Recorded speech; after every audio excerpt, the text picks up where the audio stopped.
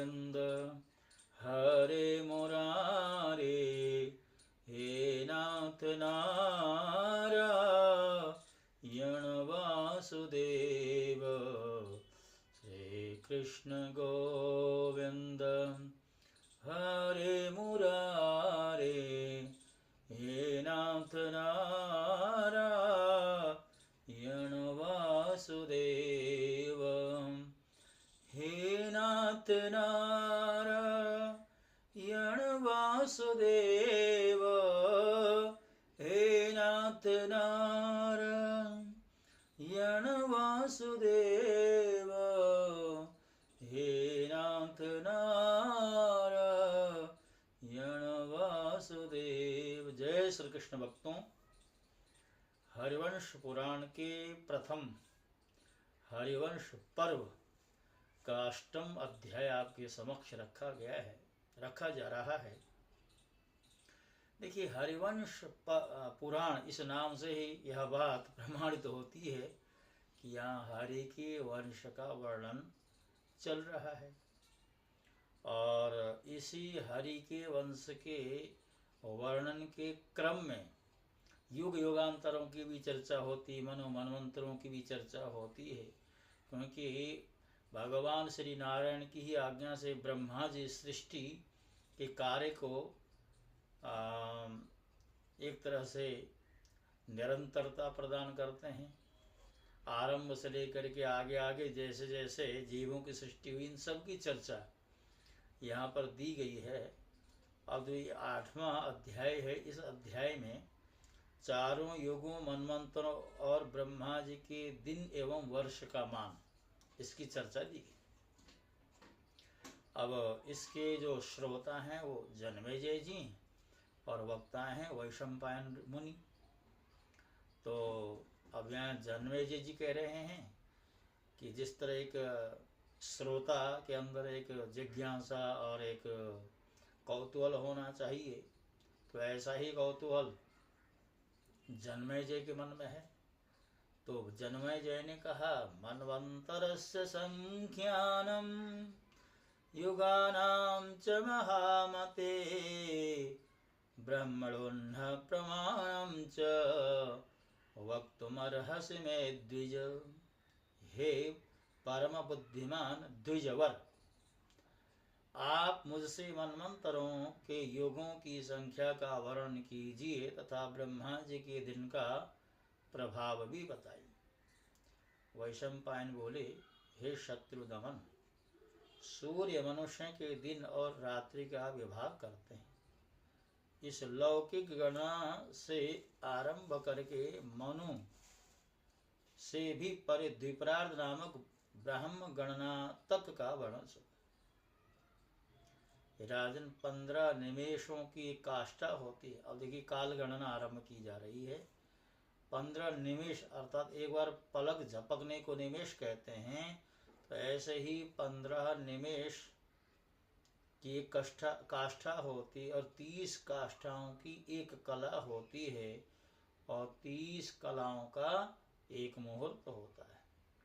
और बुद्धिमान पुरुष 30 मुहूर्तों को एक दिन रात कहते हैं, जिसका निर्माण चंद्रमा तथा सूर्य की गति द्वारा होता है। विशेषकर सूर्य चंद्रमा के उदय अस्त से मेरु के परिवर्ती भूप्रदेश में रात दिन होता है। 15 अहोरात्र दिन रात का नाम पक्ष है और 2 पक्षों और पखवाड़ों का एक महीना माना जाता है तथा 2 महीनों का एक ऋतु, 2 महीनों की एक ऋतु कहलाती है। 3 ऋतुओं का एक अयन होता है और 2 अयनों का एक वर्ष होता है। संख्या के तत्व को जानने में चतुर पुरुषों ने उन दोनों अयनों का नाम दक्षिणायन और उत्तरायण बताया है। इस मान से जो 2 पक्षों का एक मास होता है, उसे समय को जानने वाले चतुर पुरुष पितरों का एक दिन रात कहते हैं।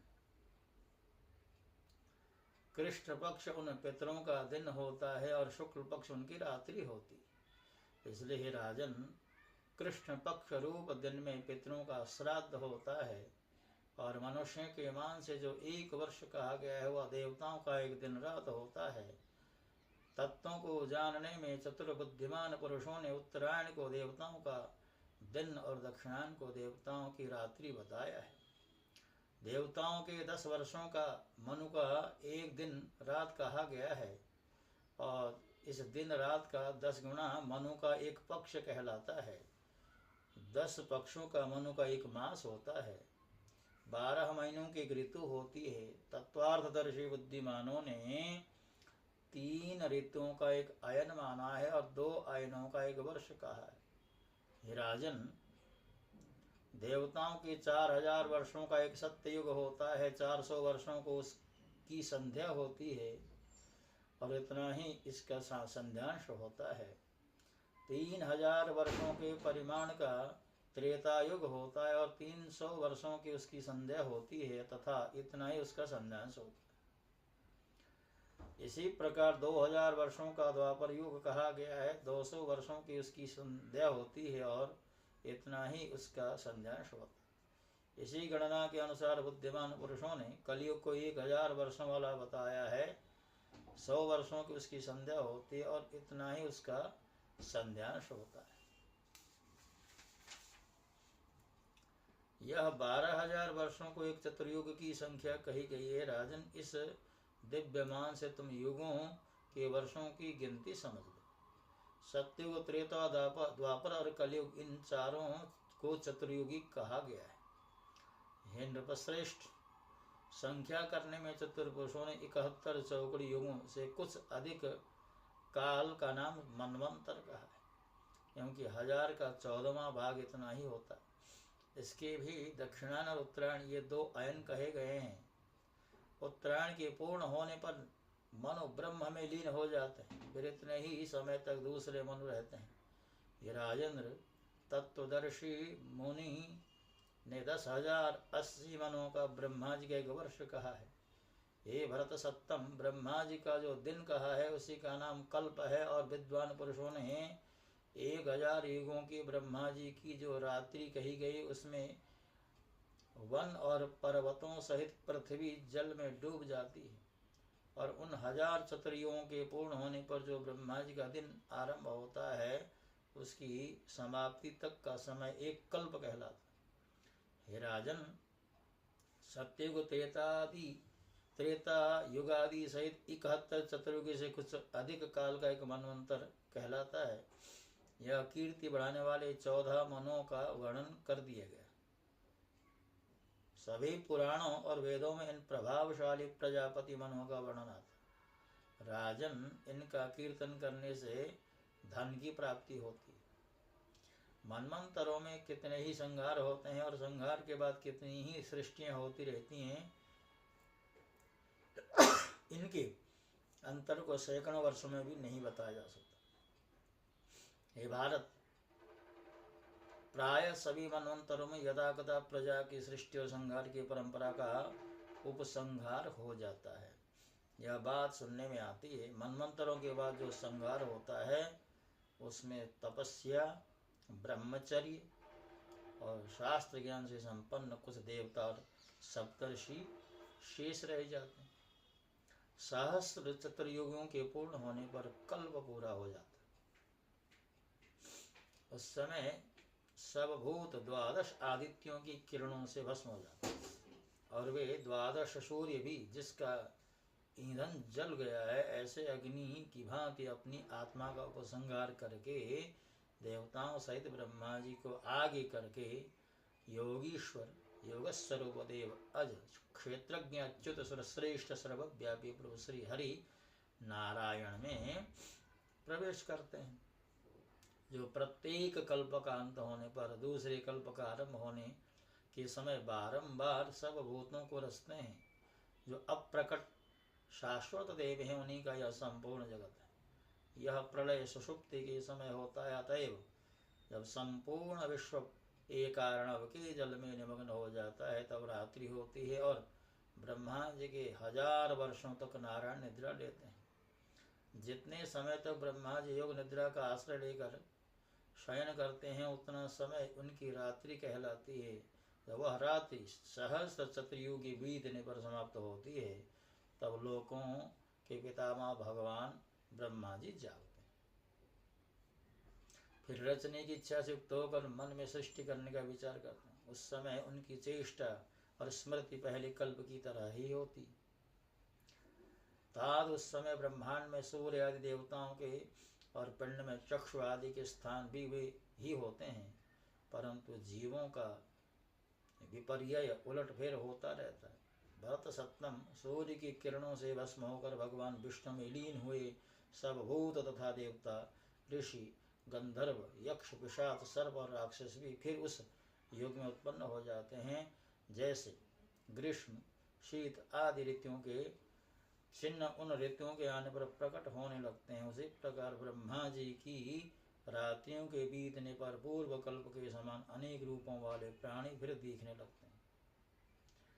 हितात प्रजाओं को रचने वाले प्रजापति उस समय नारायण में से निकलकर फिर भूतों को रचने लगते हैं। जो मनुष्य, देवता और महर्षिगण शाश्वत धर्म अर्थात देहादि में आत्मबुद्धि रूप स्वाभाविक दोषों को त्याग कर शुद्ध ब्रह्म में पहुंचकर उसमें लीन हो जाते हैं, हे भरत सप्तम, वे फिर दूसरे कल्प में उत्पन्न नहीं होते। काल की संख्या का विभाग करने में चतुर्वेद सर्व समर्थ भगवान परमात्मा क्रमानुसार सहस्र युगों की संख्या वाले दिन और इसी प्रकार सहस्र चतुर्युगों की रात्रि को बनाकर प्राणियों की बारंबार रचना और संहार करते रहते हैं। महादेव श्री हरिनारायण प्रभु ही स्थूल सूक्ष्म रूप अर्थात सर्वत्र उसी रूप में विराजमान है। हे महाद्युते, वर्तमान वैश्वस्वत मनो भी उनके ही अंश हैं। वृष्णिवंश के प्रसंग में मैं उनकी पुरातन सृष्टि का वर्णन करूँगा। हे भरत श्रेष्ठ, वे परमात्मा और प्रभु श्री हरि सारे असुरों का विनाश तथा संपूर्ण लोगों का कल्याण करने के लिए इसी वृष्णिवंश में उत्पन्न हुए हैं। तो भक्तों, इसी के साथ साथ जैसा कि हमने पहले आपको वचन दिया हुआ है, न हम ऋषि वाक्यों में कुछ जोड़ेंगे न घटाएंगे, जैसा लिखा है वैसा ही प्रस्तुत करने का हमारा जो संकल्प है, उसी का पालन करते हुए आज के इस 8वें अध्याय की पूर्णता के साथ साथ आज की श्रृंखला को भी पूर्ण मानते हुए मैं आपसे विदा होता हूँ। जय श्री कृष्ण। ओम नमो भगवते वासुदेवाय।